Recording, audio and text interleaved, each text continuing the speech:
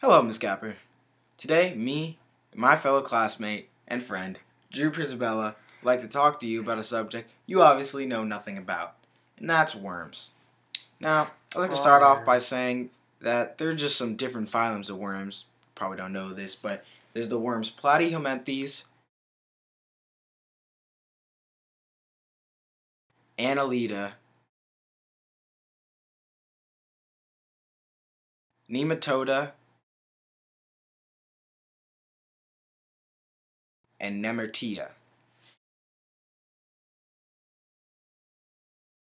Now, in these worms, basically they have, or some of them have, and some of them don't have, three systems.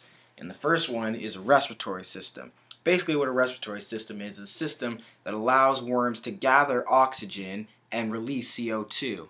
And basically, they need it to survive because oxygen is a very vital ingredient and nutrient to the worm, and many of their organs can't function without it, and it's needed in the blood, and it's everything.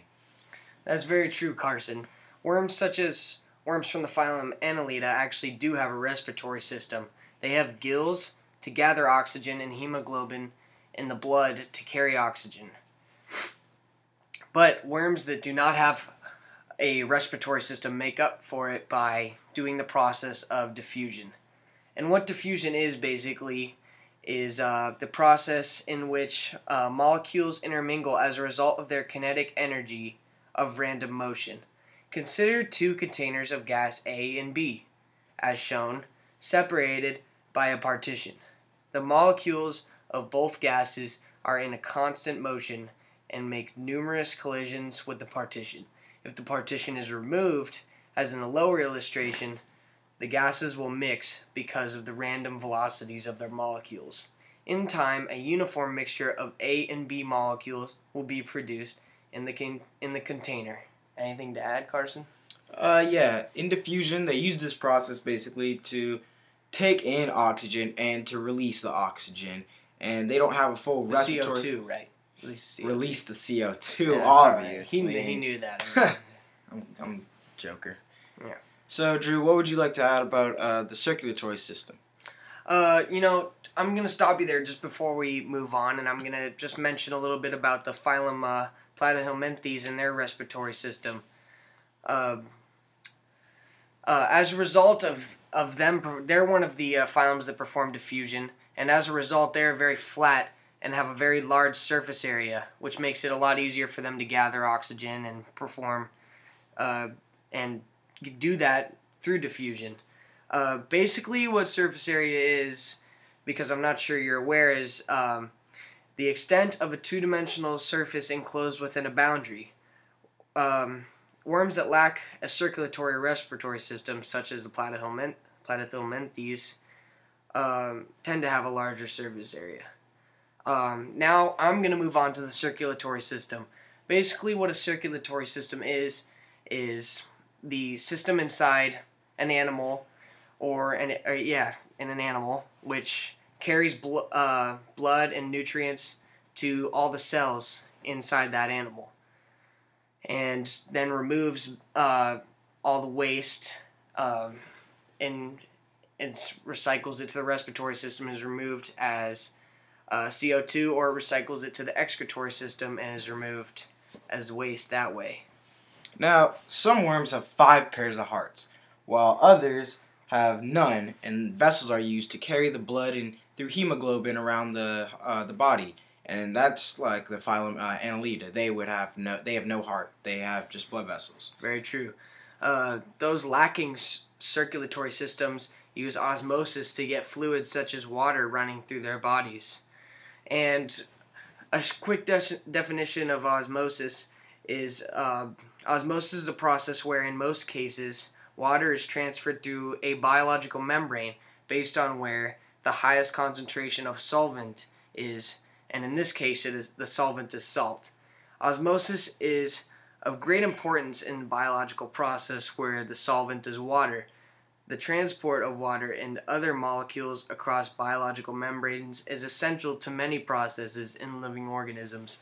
This also explains why worms have to live in watery areas. If a worm is in an area where there's less water outside of it, all of the water will exit the worm, or much of the water will exit the worm, resulting in its death as seen in this picture.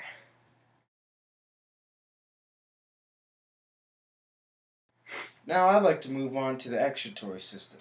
The excretory system is basically a system revolved around removing the waste built from the products, it's basically the waste products of the respiratory and circulatory system. And what it's needed for life is that when the worm takes all the nutrients in, it's obviously going to take some added stuff that it doesn't need and could be potentially harmful. So it removes this as quick as possible from the body. If the body doesn't remove it quick enough through the excretory system, then it could all build up and just potentially kill the worm through poisons. Or it could build up and block potential nutrients coming in. The worm couldn't get those nutrients and would end up dying again. So the excretory system prevents all this by just taking out and removing it. Anything else? You know what? I think it's the excretory system also removes waste consumed by the animal in order for energy. And this could be a very large realm of things. But yeah, that's also what the excretory system would do. I'd like you to move on to the colon of the worm. Yes. The colon basically is a body cavity that acts as a shock absorbent within the worm, so it kind of reduces damage. But not only does it do that, it provides space in between the outer and inner walls of a gut. So if there's a bigger space, it allows for more advanced organs to become or be made and grow larger. And it would allow the worm to grow larger, because the more organs there are, the better the system works with those organs, and the worm grows bigger. And it would work the other way, because if there's a smaller space, then less organs are allowed, and the worm would grow less because the systems are working at a basic capacity. So because of all that, the worm would grow smaller. So basically it all comes down to the colon creating the more volume, and the volume allows for more organs, which allows for a bigger worm, or the colon makes less volume, which makes a smaller worm and less organs. And the worm has to have the colon to survive, basically, because if it's in a scenario where it doesn't have like the nutrients to support itself if it was big, the colon allows it to grow smaller, and by decreasing the volume, so that the organs work less, and there's less nutrients to be made.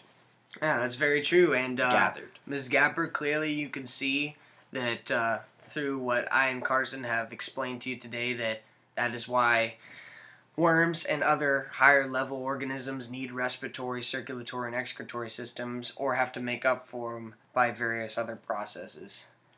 And if we don't get an A on this paper, I'll play rock, paper, scissors for it. Thank you. Thanks.